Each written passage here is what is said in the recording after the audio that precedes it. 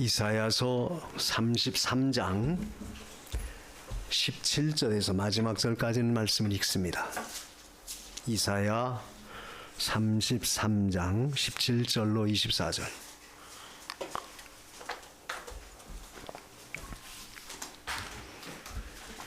너의 눈은 그 영광 중에 왕을 보며 광활한 땅을 목도하겠고, 너의 마음에는 두려워하던 것을 생각하여 내리라. 계산하던 자가 어디 있느냐? 공세를 측량하던 자가 어디 있느냐? 망대를 계수하던 자가 어디 있느냐?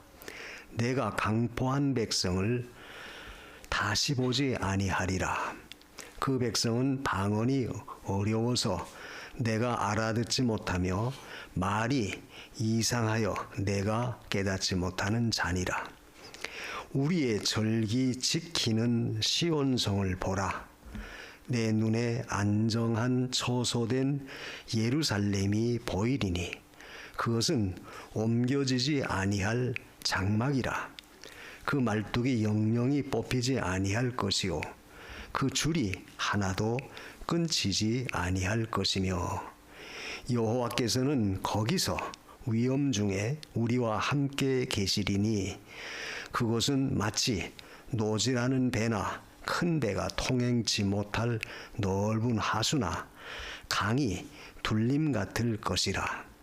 대저 여호와는 우리 재판장이시오 여호와는 우리에게 율법을 세우신 자시오 여호와는 우리의 왕이시니 우리를 구원하실 것임이니라. 너의 돛대 줄이 풀렸었고 돛대 밑을 튼튼히 하지 못하였었고 돛을 달지 못하였었느니라. 때가 되면 많은 재물을 탈취하여 나누리니 저는 자도 그 재물을 취할 것이며 그 거민은 내가 병들었노라 하지 아니할 것이라. 거기 거하는 백성이 사죄함을 받으리라. 아멘. 24절까지. 자, 오늘 우리가 읽은 이 말씀은 결국 하나님께서 이스라엘에게 은총을 베푸셔서 그 이스라엘이 회복되는 것을 예언하신 그런 말씀이에요. 근데 여기 20절에 그런 말씀이 있죠. 우리의 절기를 지키는 시온성을 보라. 그 시온성은 바로 그 밑에 예루살렘, 안정한 처소된 예루살렘을 가리켜요. 그러니까 결국 하나님을 믿고 의지하는 자에게는 하나님이 어떠한 은총 베푸신다 하는 것을 여기서 이제 이사야를 통해서 예언한 건데, 결국 이 말씀은 구원의 결과로 얻어 누리는 하나님의 백성들의 그 은총, 이것을 말씀한 것입니다. 다시 말하면 하나님을 섬기는 하나님의 백성들에게 주시는 그 안정된 하나님의 은혜, 은총이 무엇인가, 이걸 여기서 우리에게 교훈하고 있어요. 그래서 이걸 보면 결국 우리가 하나님을 섬기는 하나님의 백성들이 누리는 그 은혜, 그 은총이라고 하는 것은 참으로 귀한 건데, 그 은총을 받아서 그 나라에서 그 하나님을 모시고 사는 하나님의 백성들이 얼마나 복이냐, 바로 그런 말씀이에요. 다시 말하면 하나님의 은총을 받는 백성이 복이다. 오늘 우리가 하나님의 은총을 받으며 살고 있다는 그 자체만으로도 우리는 얼마든지 하나님 앞에 감사할 수 있다. 바로 그런 말씀이에요. 근데 우리는 때때로 그것을 잊어버려요. 삶 속에서 사는 육신의 것 때문에 거기에 묻혀서 또 거기에 매여서 때때로 하나님의 은혜와 은총을 우리가 잊고 그냥 지나칠 때가 많이 있습니다. 그런데 하나님의 은혜는 결국 하나님의 백성에게 주신 그 역사예요. 우리가 그 시편 33편 12절에 보면 하나님으로 여호와로 자기 하나님을 삼는 백성이 복 있는 자다. 왜? 그 하나님의 기업으로 빼신 바 된 백성이기 때문에. 그 하나님을 섬기는 백성은 결국 하나님의 기업으로 하나님이 빼신 바 된 하나님의 백성이에요. 그러니까 결국 하나님의 기업을 누릴 수 있는 그 은총을 우리가 믿는 성도가 받으니까 얼마나 귀해요. 그런 자가 복이다. 자, 우리가 지난 1년 동안도 우리가 과연 하나님의 백성으로서 하나님의 기업으로 빼신 바 된 그 위치에서 하나님이 베푸신 은총을 우리가 누리며 살았는데 과연 우리가 얼마나 하나님 앞에 이 은혜를 느끼며 살았나, 감사하며 살았나, 오늘 이 말씀을 통해서 우리 자신을 한번 살펴봐야 돼요. 사실 그 은혜와 은총이라고 하는 것은 결국 우리에게 주시는, 거저 베푸시는 모든 역사죠. 그래서 은혜라고 하는 말은 결국 대가가 없이 거저 지불하는 것이 은혜예요. 은혜가 대가를 지불하면 그건 은혜가 아니죠. 그건 뭐 대가를 지불한 내가 얻을 만한 어떤 노력의 결과니까 뭐 감사할 것도 없어요. 그러나 우린 그게 없이 거저 모든 걸 받았다. 그래서 성도는 늘 하나님 앞에 감사해야 되고 또 우리가 그 은총 속에 있다는 것을 늘 우리가 깨달아야 돼요.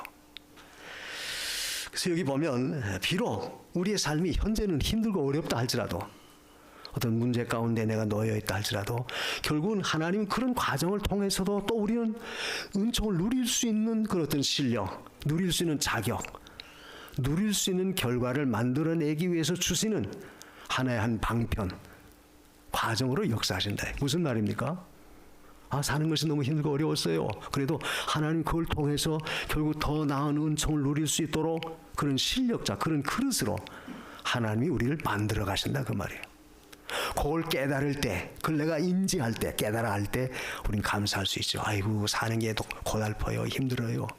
그것만 놓고 보면 뭐 감사할 일이 뭐가 있겠어요. 그러나 우린 그것을 통해서 주시는 그 이면에, 그 너머에 하나님의 은총을 다시 한번 생각해보라 그 말이에요. 그걸 깊이 새겨보라 그 말이죠.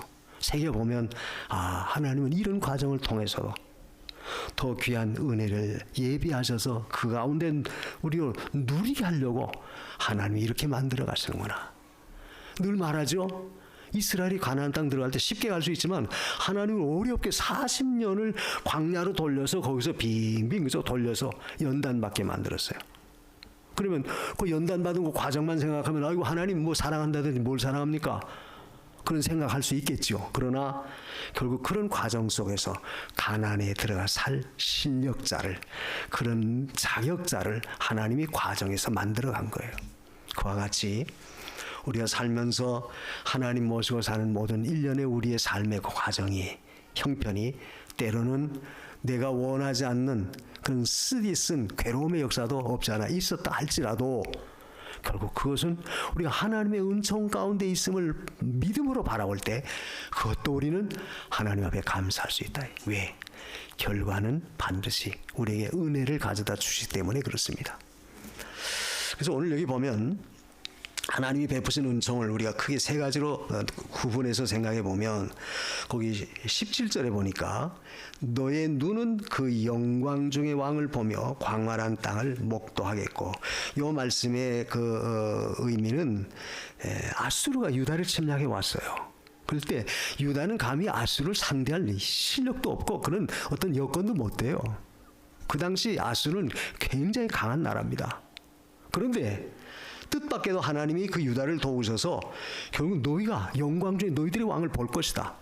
그 말은 결국 반드시 승리하게 하시겠다는 거예요. 왕을 본다는 것은 결국 우리가 주권된 독립국가, 국가로서 존재한다는 걸 의미하죠. 왕이 없다. 과거 우리가 구한말 시대 때 나라가 약해서 일본에게 그 모든 걸 빼앗겼을 때는 어떻게 왕도 없고 다 폐지됐잖아요. 없었잖아요. 마찬가지로 내 눈으로 너의 영광된 왕을 본다는 것은 결국 너희가 독립된 국가로서 너희 나라가 당당히 세움을 입을 수 있도록 그렇게 해주시겠다는 거예요. 그래서 결국 아수르 대군을 하나님이 하루아침에 다 18만 5천 명을 다 송장으로 만들어버렸죠. 다 멸하셨어요. 그래서 결국 유다는 자기들의 눈으로 자기들의 왕을 똑똑히 볼 수 있는, 즉 자기의 유다라고 하는 그 국가를 온전히 세워나갈 수 있었다. 그럼 이것이 오늘 우리에게 주시는 신령한 의미는 뭔가? 결국 오늘 우리도 우리가 독립된 나라에서 평화를 누리며 우리가 삶을 살아갈 수 있도록 모든 면에 그 은총 베풀어 주신 그 은혜의 역사, 이것이 오늘 우리에게 주시는 하나님의 축복이라는 얘기예요. 다시 말하면 나라의 평강, 나라의 안녕, 나라의 모든 것을 유지할 수 있도록 하나님이 도우시는 것도 어떤 의미에서는 우리에게는 큰 하나님의 은총이다 그 말이죠. 자, 가끔 제가 설교할 때 그런 예를 들죠. 미국 시민권자를 함부로 사람들이 건드리질 못해요. 어느 나라가 미국 시민권자를 건드렸다면 엄청난 대가를 치러요. 그만큼 그 미국이라고 하는 시민권의 그 권세가 당당합니다. 아무도 깔볼 수 없어요. 하찮게 생각할 수 없어요. 하물며 우리가 하나님 나라 된 하나님의 백성들은 감히 세상에서 우리를 감히 넘보지 못한다. 왜? 물론 우리는 육신적으로는 대한민국이라고 하는 이런 지역에서 이 나라에서 국민된 백성으로 살고 있지만 우리가 신령한 의미는 하나님 나라, 하나님의 백성으로 우리가 살아가요. 그렇게 놓고 볼 때 하나님 나라 백성된 우리가 얼마나 복인가. 또 실제 우리나라도 자유민주주의 국가로 우리가 자유를 누리면서 얼마든지 종교적 그 자유를 누리면서 신앙생활할 수 있도록 모든 은총을 받고 산다는 것이 얼마나 복이에요. 이것도 복이죠. 그래서 하나님은 이 나라의 평강, 그러니까 광활한 땅을 목도한다는 그 말은 결국 그 넓은 땅을 너희가 차지할 수 있도록 하나님이 그 나라를 지켜주겠다는 거예요. 물론 이것은 신령한 영적인 더 의미는 만왕의 왕 되시는 하나님을 모시고 그리스도를 모시고 우리가 천국이라고 하는 영원한 광활한 그 넓은 그 세계에서 주님 모시고 살 것을 바라볼 때 그것이 우리에게 얼마나 큰 은총이냐 그 말이죠. 그러니까 신령한 영적인 의미에서도 하나님 모신 백성은 하나님 나라가 아주 견고해서 조금 더 여동치 않는 그런 나라일 뿐만 아니라 또 실제 우리가 이 세상에서도 자유민주주의 국가에서 종교의 자유를 누리면서 신앙의 자유를 누리면서 마음대로 하나님 섬길 수 있는 이런 기반을 갖게 해주신 것도 얼마나 감사해요. 대한민국의 위상이 굉장히 커졌다고 늘 말하죠. 뭐 무역으로 말하면 10번, 12번째 가는 그런 나라다. 그래서 이번에 그 미국의 트럼프 대통령이 다시 재선이 됐는데 야, 한국은 부자나라인데 왜 우리가 거저 가서 도와줘야 되겠느냐. 그러면서 미군 주둔비를 10배나 이상, 현재는 1조 얼마를 내는데 그 사람이 그 트럼프가 집가는 14조인가 얼마를 요구한다. 그런 뉴스가 나옵니다. 즉 제가 이런 예를 드는 것은 우리가 경제적 그런 부유함 가운데서도 우리가 살고 있다는 것이 하나님의 은총 아니에요? 다 여러분도 다 겪어봤지만 우리가 옛날 어렸을 때 그야말로 그 보릿고개 다 경험하지 않았어요?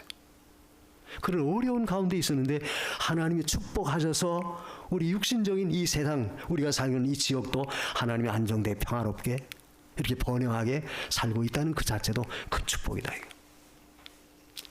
그래서 하나님의 은혜라고 하는 것은 이와 같이 모든 것을 다 직접 영광스러운 왕을 모시고 광활한 모든 것을 다 더 큰 이런 새 예루살렘 같은 그런 은혜 속에서 살아갈 수 있도록 은총 베푸신 것이 얼마나 크냐 그 말이에요. 그리고 우리가 그 영광을 누리는 것이 여기 보면 그 18절에 그런 말씀이 있어요. 너의 마음에는 두려워하던 것을 생각하여 내리라. 이 말은 지난날에 그 어렵게 살았던 것을 너희가 생각해서 그걸 이야기한다는 거예요. 그러니까 지금은 부요한 가운데 평안하게 잘 사니까 내가 옛날에 이렇게 어렵게 살았어. 그런 걸 생각나게 해요. 그만큼 현재 너의 육신적 삶도 하나님이 윤택하게 하셔서 평강으로 인도하겠다는 거예요. 그러니까 우리가 생활 속에서도 하나님의 은혜로 인해서 우리의 육신의 삶이 지난날 과거에보다도 더 나아지도록 은총 베풀어준 그 은혜가 얼마나 크냐 그 말이죠. 그래서 우리가 가끔 그런 얘기해요. 요즘 젊은 세대는 모르지만 우리 어렸을 때는 그 어렵게 생활했을 때 그 참 이야기를 하잖아요. 옛날에 수돗물 길러 가려면 그 전에 제가 그 아현동에서 살 때 그 수돗물을 길러 가는 그 굴레방다리 거기까지 수도 지게를 지고 가야 돼요. 멀리 가서도 또 금방 길어 옵니까? 쭉 줄을 서가지고 어떤 때는 막 몇 시간씩 줄을 서서 돼요. 그럼 그 먼 데서 그 수돗물을 그 뭐라 그래 어깨에 매는 거 거기다 메고 와요. 예? 지게를 그때 뭐라 그러죠? 물지게? 뭐라는 걸 뭐라고 했는데 우리 어렸을 때 기억이 안 나네. 그 물지개를 양쪽에 대가지고 와요. 근데 지금은 우리가 그걸 이야기하면 살 수 있잖아요. 지금 얼마나 수도만 트면 어디든지 더운 물도 나오고. 예? 옛날에 무슨 더운 물이 어디 있어요? 지금은 수도꼭지만 들어도 덤물이 콸콸 나오고. 하나님의 은총의 축복은 지난날의 것을 이야기하며 살아갈 수 있도록 현재를 하나님이 이렇게 윤택하게 하셨다. 그러니까 우리가 이걸 잊지 말라는 거예요. 개구리 올챙이적 시절을 생각 못한다고 그걸 잊어버리니까 더 큰 것만 바라보게 되고 더 불만과 불평만 더 커져요. 아, 지난날에 우리가 어렵게 살았다. 아, 현재 주신 것으로 감사하다. 그렇게 해야 될 텐데 그렇지 못하다. 우리는. 그래서 우리는 생활 속에서도 과거에 우리가 있었던 모든 고생스러웠던 것을 이야기하며 살 수 있는 그런 은총을 베풀었다. 지금 유다 백성 같은 경우에는 야, 과거에 430년 동안 우리 조상들이 애굽에 와서 노예 생활하지 않았느냐? 그때 아이 낳으면 전부 다 날강에 빠지라고 하지 않았느냐? 우리가 그렇게 어렵게 살지 않았느냐? 지금은 그렇게 유다 백성들이 그 옛날 이야기를 하면서 지금 살아갈 수 있도록 하나님이 그 나라에도 은총 베풀어 줬다는 거예요. 뭘 가리킵니까? 결국 하나님의 은혜는 이와 같이 과거보다 현재가 더 나아지도록 축복하셔서 과거의 것을 이야기하며 살아갈 수 있도록 하나님의 모든 면에 역사하시는 거예요. 근데 우리가 만약 옛날이 좋았다. 옛날보다 지금이 더 못되다. 그렇게 된다면 그건 문제죠. 그러나 사실은 옛날보다는 과거보다는 지금이 아무래도 우리가 더 나아졌어요. 왜? 하나님의 은총이 함께 하셨기 때문에 그렇다. 이걸 우리가 늘 느끼면서 감사하면서 살아야 된다 그 말이에요. 더 우리에게 부족한 것, 아직 내 만족감이 이루어지지 않아서 늘 그저 그것 때문에 원망하고 불평하는 것이 아니라 과거에는 있는데 그래도 지금은 하나님 이렇게 살게 해주시니 얼마나 감사하냐. 그걸 바라보면서 생각하면서 우리가 늘 하나님 앞에 감사할 수 있어야 된다는 거예요. 근데 대개는 그렇지 못할 때가 많아요. 또 여기 전쟁 비용을 계산하던 자들, 이건 전부 아수르 사람들을 말합니다. 그들이 유다를 침략했을 때 그 전쟁 비용을 긁어내기 위해서 그래서 돈을 긁어 모으려고 세금을 많이 과세하고 그런 자들이 지금은 하나도 없다는 거예요. 그래서 우리는 강포한 민족들이 그렇게 역사했지만 하나님은 지금도 은혜 주셔서 우리에게 이런 은총을 베풀고 있다. 그러니까 나라의 평강, 내 지역의 평강, 내 지역의 모든 것을 안정되게 해주신 그 은혜를 우리는 늘 감사해야 돼요. 근데 사실 우리가 살다 보면 현실적으로 어때요? 모든 것이 넉넉하고 평안하고 아주 과거보다는 월등하게 나아졌지만 우리는 더 나은 것을 자꾸 추구하다 보니까 늘 부정한 것 때문에 우리는 늘 어때 원망하고 불평불만하고 사회적으로 막 어떤 소요가 일어나고 그런 일들이 많이 있죠. 그 다음에 또 하나님 우리에게 은혜를 베풀어 준 것은 이 교회의 평안을 주신 겁니다. 거기 20절에 있는 말씀처럼 우리의 절기를 지킨 시온성을 보라. 시온성은 예루살렘, 이건 곧 하나님의 교회죠. 성전이 있는 곳. 예루살렘을 보이리니 그것은 옮겨지지 아니할 장막이라. 옮겨지지 아니할 장막이라는 말은 하나님의 교회는 절대 요지부동 옮겨지지 않는다는 거예요. 아무리 여러 가지 많은 환란이 오고 어떤 외압적인 그런 고통이 온다 할지라도 하나님의 교회는 절대 옮겨지지 않는다. 움직이지 않는다 그 말이에요. 과거 우리 기독교 초기 세계 역사를 보면 로마 제국 시대에 네로가 아주 제일 극악무도한 우리 기독교를 핍박했던 그 대표적인 그 군왕이었었어요. 황제였었어요. 그러나 네로는 망했지만 로마 제국은 망했지만 기독교는 절대 망하지 않았다. 우리가 이 일제 36년 때도 제1번 제국이 천황을 섬기라고 하면서 신자참배를 한국교회에 강요하고 그래서 교회가 엄청난 핍박을 받고 문을 걸어 잠그고 주의 종들이 순교를 당하고 감옥에 갇히고 그런 엄청난 순환을 겪었어요. 6.25 전쟁 때도 마찬가지고. 그렇지만 하나님의 교회는 요지부동 그 장막을 옮기지 않는다. 하나님의 교회는 더 건실하게 더 견고하게 섰다. 이건 뭘 가리켜요? 결국 하나님이 우리에게 이 교회라고 하는 하나님의 성전을 통해서 하나님 모시고 살 수 있는 그런 영적인 평강, 영적인 든든함을 허락하셨다는 것도 하나님이 주신 은총이다 그 말이죠. 하나님이 주신 은총이에요.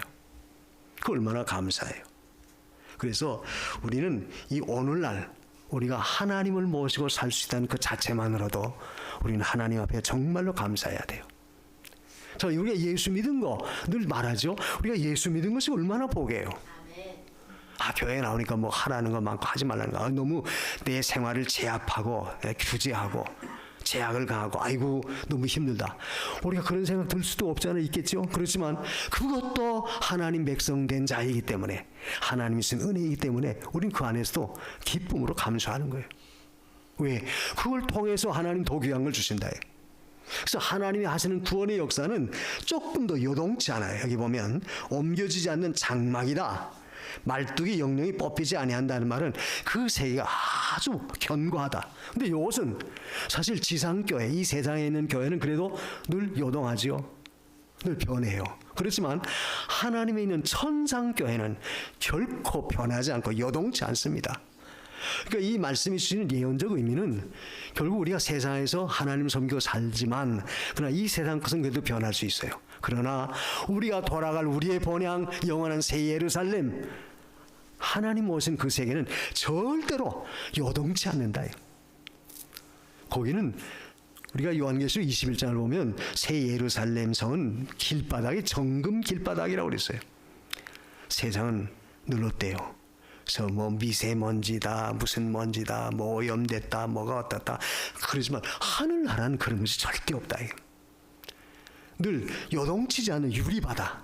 세상은 바다와 같이 늘 요동쳐요. 사건, 사고, 어떤 문제, 뭐 세상에 하루라도 편할 날이 없지만, 그러나 하늘나라는 요동하지 않는 견고한 말뚝이 박혀져 있는 요동치 않는 그 나라다. 근데 거기서 우리가 하나님을 모시고 살 수 있는 그 은총을 받았다는 것이 얼마나 귀하냐 그 말이에요. 얼마나 귀하냐. 그래서 성도가 누릴 수 있는 것은 결국 우리가 이 교회의 평강, 교회를 통해서 세상에서도 안정된 삶을 살아갈 수 있도록 은혜를 주시는 그것과, 그리고 또 우리가 돌아가서 영원히 하나님 앞에서 주님과 함께 영원히 그런 안정된 그런 삶을 살아갈 수 있는 축복을 주신 그것이 얼마나 귀하냐 그 말이죠. 그래서 우리는 언제나 우리가 하나님 앞에 이렇게 안정되고 평안함을 누릴 수 있는 영적인 은혜, 영적인 평안을 주신 것을 늘 감사해야 돼요. 그러니까 마음의 평안이라고 하는 것은 단순히 어떤 육적인 욕구가 완성될 때, 그것이 충족될 때만이 누리는 건 아니죠. 육적인 욕구가 충족됐다고 해서 그건 일시적이에요. 일시적으로 고맙고 감사할 수 있을지 몰라요. 그러나 진정한 심령의 평안, 마음의 평안, 우리 영혼의 평온은 결국 하나님 오실 때 거기서 진정한 위로가 있고 평안이 돼요. 그게 중요해요. 사도들이 그러지 않았습니까? 복음 전하다가 감옥에 갇혀서 매를 맞고 그죠? 엄청난 위험을 당해도 도리어 기뻐하며 찬송을 부르고, 다른 사람들 볼 땐 도무지 이해할 수 없는 그런 현상이죠. 그렇지만 그 속에는 하나님 모시고 사니까 조금 더 그의 중심은, 그의 마음가짐은 요동치 않는다. 튼튼히 참 말뚝이 박힌 것처럼 그런 심지가 굳은 거예요. 오늘 우리에게 이런 은혜, 이런 그 모든 자체를 주신 것을 우리는 늘 감사하라 그 말이에요. 감사하라. 그래서 신령한 면에 있어서 신령한 그 세계는 결코 요동치 않습니다. 우리가 요동하는 것은 결국 신령한 은혜 안에 거하지 못하니까 우리 중심이 자꾸 흔들리지, 은혜 안에는 견고히 서보세요. 아무리 외적인 무슨 북풍이 불든 남풍이 불든 문제되지 않아요. 근데 문제가 되는 것은 결국 우리가 그 은혜 안에 서지 못하니까 늘 흔들린다. 그래서 우리의 영적인 든든함을 허락하신, 영적인 안정과 평안함을 허락하신 그 은혜 가운데 있음을 우리가 늘 감사해야 돼요. 그래서 한마디로 말하면 우리가 신앙생활하게 된 건 너무나 감사하죠. 예? 그게 감사해요. 그리고 거기 21절에도 보니까 그랬죠. 여호와께서 거기서 위험 중에 우리와 함께 계시니, 요거 이 함께 계신다. 하나님이 함께 계신다는 그 말은 뭡니까? 임마누엘이다. 보라 내가 처녀가 아이를 낳을 텐데 그 이름을 임마누엘이라고 하라. 그 이사야가 그런 말이 있어요. 이사야 7장 14절에. 거기 하나님이 함께 계신다는 말은 바로 임마누엘이다. 이 말은 오늘날 하나님 모시고 사는 성도는 임마누엘의 삶을 살고 있다는 사실을 너희는 알라는 거예요. 그 은총을 깨달으라는 거예요. 그러니까 늘 하나님이 나와 함께 하십니다. 하나님이 함께 하시는 것은 더 귀한 게 어디 있어요? 아까 시편 33편 12절에 있는 말씀처럼 여호와의 기업으로 빼신 바 된 그 백성, 그건 바로 자기 하나님으로 섬기는 그 백성이에요. 그게 바로 하나님이 주신 은총이다. 그래서 오늘 저와 여러분들은 언제나 위험 중에 우리와 함께 계시는 하나님이 있다는 사실을 절대 여러분 잊지 마십시오. 예? 위험 중에 우리 가운데 있다는 그 말은 뭐예요? 하나님의 그 권세와 하나님의 그 영광과 하나님의 모든 그 위치는 그야말로 우리가 감히 넘볼 수 없는 절대적 그 권세와 위치를 가지고 우리 가운데 함께 계세요. 그러니까 주님과 함께하는 그 성도가 얼마나 안정되고 얼마나 평안하고 얼마나 복이에요. 이것을 늘 우리가 감사하라 그 말이에요. 그래서 우리의 삶 속에 하나님은 절대 우리를 떠나지 않는다. 예? 절대 떠나지 않는다. 우리가 거지 나사로 누가복음 16장에 나온 거지 나사로에 관한 말씀이 있죠. 부자는 세상에서 호의호식 했다가 결국 나중에 죽은 후에 지옥에 내려갔지만 거지 나사로는 세상에서 엄청난 환난을 겪었어요. 그렇지만 그는 아브라함의 품 안에 안겨서 영생 복락을 누렸어요. 그걸 보면 결국 거지 나사로의 입장에서는 뭐예요? 하나님과 함께하는 그 복된 자리에 들어갔으니 그게 얼마나 귀해요. 오늘 우리가 그렇다 그 말이에요. 우리가 그런 은총을 우리가 하나님 앞에 받게 됐다는 사실, 이걸 절대 우리가 잊어서는 안 돼요. 그래서 나와 함께 계시는 하나님을 믿고 의지하는 그 백성은 참으로 복 있는 백성입니다. 참으로 그런 자는 귀한 자예요. 또 하나님이 우리와 함께 계시니까 거기 보면 마치 큰 배가 다닐 수 없는 통행하지 못한 넓은 하수나 강이 둘린 것과 같아. 그러니까 하나님과 함께하는 그 세계, 그 자리는 큰 강, 큰 호수가 둘러서 감히 근접하지 못하도록 천연 요새화처럼 하나님을 이렇게 견고하게 줬다는 거예요. 하나님이 함께하는 그 세계는 누구도 감히 범접하지 못하고 가까이 근접하지 못하도록 철저하게 지켜주시는 그 은혜의 축복을 우리가 누리는 겁니다. 이걸 우리가 늘 그 은총을 감사해야 돼요. 또 그 강이나 호수가 둘렀다라고 하는 그 말은 모든 면에 윤택하도록 하나님이 축복하신다는 의미도 거기에 포함되어 있어요. 그러므로 하나님 모시는 자는 결국 안전할 뿐만 아니라 하나님 모시는 자는 모든 삶에 있어서 부족함이 없도록 하나님이 책임져 주시는 그런 자이기 때문에 우리는 그런 은총을 늘 감사해야 돼요. 그걸 감사해야 돼요.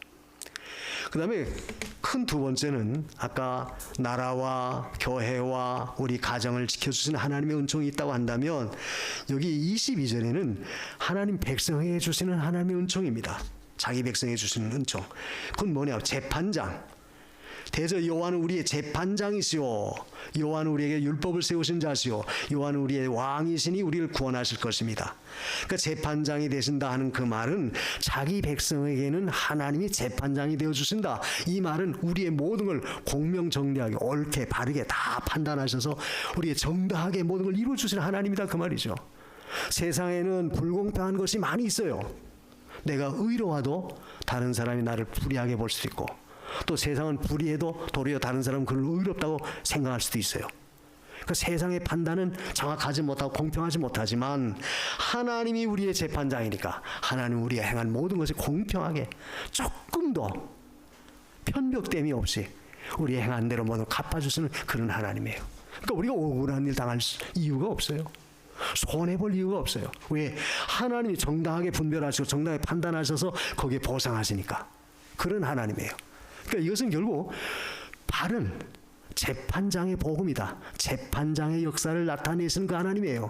누구에게? 자기 백성에게 베푸시는 하나님의 은총이다. 그래서 우리가 세상에서 억울한 일 당해도 하나님은 내 모든 것 아신다. 내가 행한 의에 대해서는 하나님 반드시 평가하신다. 그러니까 하나님은 언제나 우리 행한 대로 갚으시는 하나님이시죠. 내가 잘했으면 잘한 것에 대한 정당한 보상이 있을 것이고 내가 잘못했으면 잘못한 것에 대한 하나님의 어떤 징계가 있을 것이고 하나님은 공평하신 재판장이세요. 그분이 계시니 우리가 그분 앞에 누리는 은총이라는 건 굉장히 엄청난 거예요. 그리고 또 한 가지는 뭡니까? 율법을 세우시는 자. 이 말은 교훈, 말씀과 진리를 통해서 우리를 교훈하시고 우리를 올바르게 살아갈 수 있도록 모든 걸 보살펴 주시는 하나님이시다 그 말이에요. 그러니까 하나님 백성에게 베푸시는 하나님은 공평하게 우리의 모든 것을 취급하시고 공정하게 우리가 행한 대로 갚아주시는 우리 하나님이신 동시에 또 말씀과 진리를 통해서 우리를 올바른 길로 살아갈 수 있는 길로 인도해 주시는 그런 하나님이세요. 그분이 우리에게 지금도 역사하고 있다. 그리고 왕이시다. 왕이시니 우리를 구원하실 것이다. 왕은 백성을 틀림없이 보호하고 지킬 의무가 있고 구원할 책임이 있죠. 그와 같이 하나님이 하나님의 백성의 왕이시니까 반드시 우리를 구원해 내신다. 구원해 주시는 하나님. 그 얼마나 감사해요. 그러니까 성도에게는 이와 같이 하나님의 하시는 역사가 늘 옳고 바르게 우리에게 역사하실 뿐만 아니라 지금도 안전하게 우리가 모든 걸 살아갈 수 있도록 말씀을 통해서 진리를 통해서 인도해 주시고 그리고 반드시 책임져 주셔서 구원해 주시는 우리 하나님이세요. 그런 은총을 우리가 입고 있음을 우리가 늘 깨달아야 돼요. 그것이 주님이 주신 축복이다.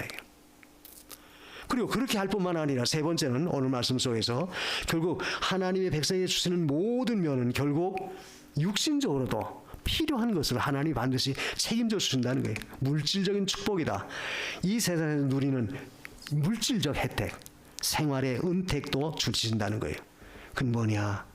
33절에 있는 말씀, 23절에 있는 말씀입니다. 너희 돛줄이 풀렸었고 너희 돛 밑을 튼튼히 하지 못하였었고, 이 말은 역사적으로 이제 그 유다를 침략했던 아수르가 그렇게 다 모든 것이 풀려서 힘이 없어졌다는 거예요. 그러니까 엄청난 대군이 왔지만 유다는 그걸 막아낼 수 있고 승리할 수 있었는데 그건 순전히 하나님의 은혜였었어요.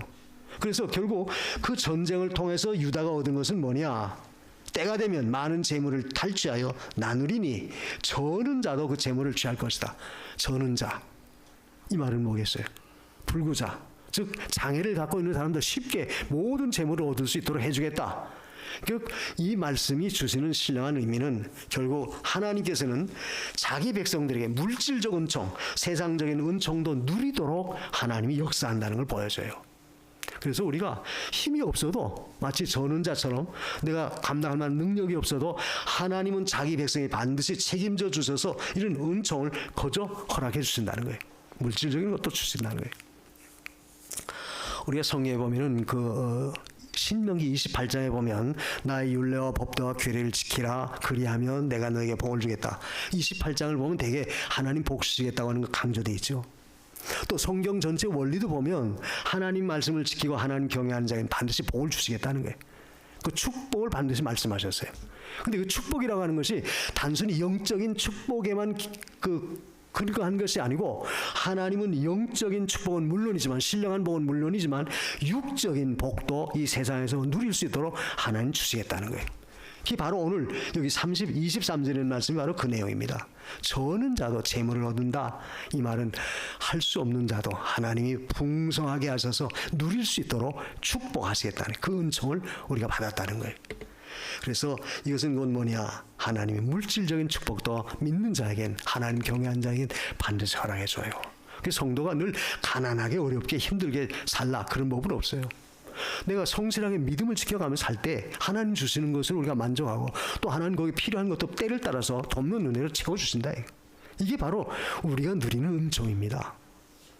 그래서 성도는 꼭 가난하게 살아야지 뭐 믿음 좋은 사람이고 절대 그거 아니에요. 또 재물이 많으면 믿음이 없는 사람이 절대 그것도 아닙니다. 우리가 하나님 축복하셔서 물질도 얼마든지 풍성하게 누리며 살 수 있어요. 그럼 물질을 주면 그것 가지고 더욱 하나님 섬기는 일에 값지게 쓰여질 때 그건 얼마나 축복이에요. 얼마나 귀해요. 그래서 하나님은 우리의 육적인 것도 책임져 주시는 그 하나님입니다. 이걸 우리가 늘 생각해 보라는 거예요. 또 그 거민은 내가 병들었노라 하지 아니할 것이라. 이 말은 뭐예요? 하나님의 백성들에게는 하나님 육신의 건강도 반드시 은총을 베풀어 주겠다는 거예요. 내가 병들었지만 병들었다고 말하지 말라. 왜? 그 밑에 나오죠? 거기 거하는 백성이 사죄함을 얻으리라. 왜 병들었다 말하지 말라 해놓고 사죄함을 받는다 이 말씀을 했을까? 대개 보면 육체의 질병이나 어떤 어려움은 우리의 죄로 인해서 나타나지는 경우가 많아요. 물론 꼭 그런 건 아니지만 대개 그런 경우가 많습니다. 그래서 결국 우리 육체의 질병이나 육체의 연약함도 하나님은 반드시 용서하셔서 책임져 주셔서 거기서 건강하도록 모든 걸 회복하도록 하나님이 은총을 베풀어 주신다는 거예요. 그러니까 이것은 우리의 영과 육의 건강함이죠. 우리가 요한 3서 2절에도 그 말씀이 있지 않습니까? 우리가 잘 아는 말씀이에요. 내 영혼이 잘됨 같이 내가 범사가 잘되고 강건하기를 내가 간구하노라. 거기 보면 영혼의 문제, 그 다음에 물질적인 축복, 그리고 건강, 육신의 축복, 이 모든 것도 허락하셨어요. 이걸 보면 결국 하나님은 육체적 번영도 반드시 책임져 주시고 육체의 건강도 반드시 책임져 주시는 하나님이시다. 설령 내가 육체가 연약하여 곤고한 가운데 있다 할지라도 그건 사실 그것이 무슨 저주나 앙화가 아니에요. 믿는 자에겐 그것을 통해서 하나님은 더 우리의 신령한 영적인 면, 속 사람을 더 강건하게 만드는 그런 계기로 하나님이 활용하신다. 무슨 말입니까? 내가 육체가 몸이 아프다. 그럼 몸이 아픈 것 그 자체를 놓고 당신은 축복 못 받았다. 그렇게 말할 수 없다는 거예요. 믿는 자가 설령 질병 가운데 있다 할지라도 그것을 통해서 나는 더 큰 하나님의 영적인 신령한 복을 받을 수 있는 기회가 우리에게 만들어진다. 무슨 말입니까? 내가 뭘 잘못했나 깨닫게 되고 더 하나님 의지하게 되고 더 하나님께 더 가까이 나가게 되고 그러니까 신령한 속사람이 더 강건해지는 거예요. 그렇게 재면 그렇게 될 때 결국 우리의 육적인 모든 것도 하나님은 풍성하게 해줘요. 여러분, 오늘 이사야를 통해서 우리에게 주시는 이 말씀은 뭡니까? 우리는 하나님의 은총 가운데 살고 있다는 것을 강조한 거예요. 그래서 하나님 나라, 하나님 백성, 하나님의 기업된 우리는 결국 하나님의 간섭과 주장하신 가운데 늘 지나와요. 그래서 사는 이 세상 육신적인 것도 하나님이 평안하게 해주실 뿐만 아니라 또 우리가 신령한 영적, 신령한 하나님의 나라, 하나님의 교회를 통해서 이 세상에서 누리는 축복, 이것도 하나님이 주셨고, 그리고 그로 인해서 육신의 삶도 하나님의 간섭과 은혜 가운데 윤택하여지도록 은총 베풀고 있다는 사실을 우리는 깨달아야 돼요. 그래서 살면서 우리가 겪는 모든 것, 하나님이 주신 평강이 있다는 것을 늘 우리가 염두에 둬야 돼요. 나는 평강이 없는데요, 난 마음에 기쁨이 없는데요. 만약 그렇다면 우리 자신을 한번 살펴보십시오. 내가 그 기쁨과 평강을 누리지 못하는 원인이 뭔가? 하나님은 반드시 그걸 줬어요. 함께 하세요. 약속하셨어요. 그걸 누리지 못한다는 것은 결국 내가 그 은혜 안에 서 있지 못한 증거가 아닌가? 이걸 살펴보고 우리가 그 은혜 가운데 나가도록 힘써야 됩니다. 그러므로 내가 이 세상에서 원하지 않는 힘들고 어려운 일, 이런 일이 닥친다 해서 그것 때문에 원망하거나 불평하지 마십시오. 도리어 그것을 통해서 더 나은 것을 주시기 위한 하나님의 어떤 방편임으로 받아들여서 그 가운데 굳게 서나갈 때 우리는 결국 영과 육이 더 온전해지고 더 축복 가운데 나갈 수 있습니다. 바로 이런 은총을 저와 여러분이 받은 자라는 사실을 꼭 기억하시기 바랍니다. 기도하십시다. 우리는 하나님 앞에 큰 은총을 받은 자인데 우리가 잊지 못하고 알지 못해서 때로는 원망과 불평과 시비 가운데 거할 때가 많아요. 하나님, 나에게 이런 은총 주신 거 감사합니다. 이런 은혜의 자리에 늘 서게 해 주옵소서. 우리 다 같이 한 목소리로 기도합니다. 고마우신 하나님 감사합니다. 오늘도 주 앞에 모여 찬양과 경배를 올리며 예배하게 하시니 감사합니다. 주님 주신 것 어느 것 하나 부족함이 없도록 하나님 섭리하시는데 그 섭리하는 은혜 가운데 더 굳게 서나가도록